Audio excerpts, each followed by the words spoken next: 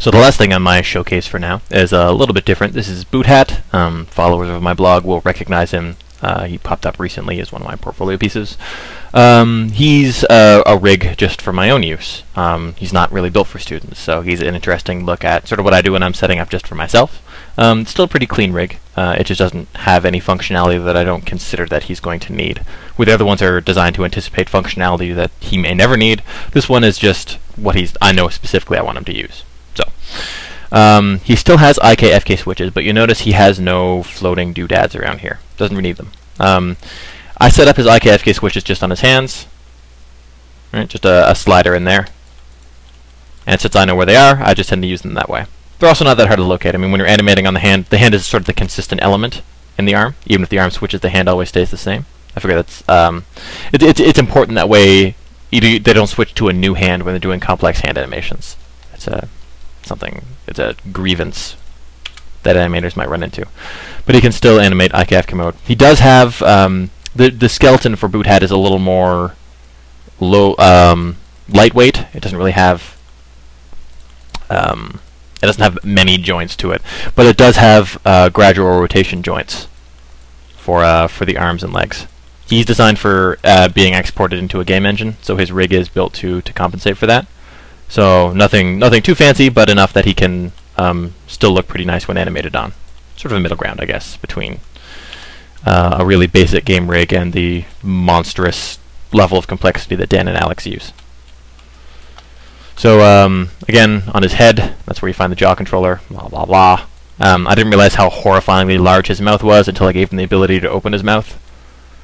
I described that to my roommate, and his immediate response was, "Can you please take away that ability?"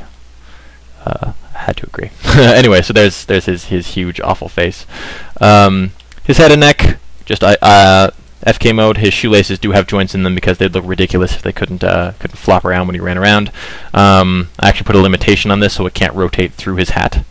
So when you're swinging along, it can it won't exceed the bounds of the boot there. So it'll rotate here and no farther, and this can rotate either way it wants. Okay, the spine is not FK and IK, it's just FK mode. There was a tricky bit with the belt. How exactly the belt's going to work. That arm's annoying, maybe I'll switch it back. Okay, the way the belt works is that it has to stay at a certain position, which is difficult to do without adding a whole bunch of new joints. So he just has just a 3-joint spine that's pretty lightweight. And this controller actually is just it controls both of those spine joints at once. You can't rotate them independently. And the reason for that is that buckle, to maintain volume, is just skin to the central joint of the spine, and the chest, when you rotate it, rotates the chest bone and the spine bone together. And that way the belt looks like it's formed properly. That way you can't just rotate the chest and not the spine and skew the belt up somehow. That actually works out well because there's not really any occasion for you to rotate one of your vertebrae but not your remaining vertebrae. Like if you're going to bend over, you're going to use your whole spine to do it, not just one narrow chunk of it. So that actually worked out. It was an interesting puzzle. The head does not just automatically control the neck, though. I considered that, but there's also occasions where you might want to tilt his neck one way and his head the other way. Because, if you try that, you can actually do that a little bit and get a side-to-side head motion going.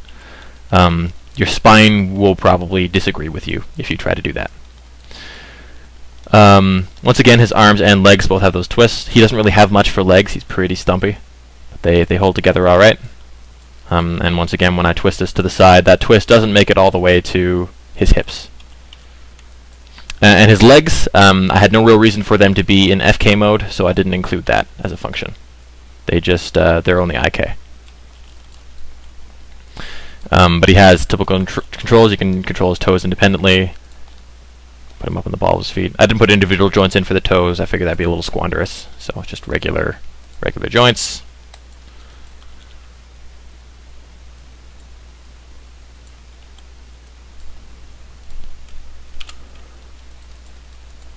The sword is one of the only other really unique things here about this rig. Not unique, but different from the other rigs I've done. The sword animates with rotation and translation how you'd expect, but it has this hand sheath switch that changes its center point from being on his back, so that when you rotate him around, his sword just follows with.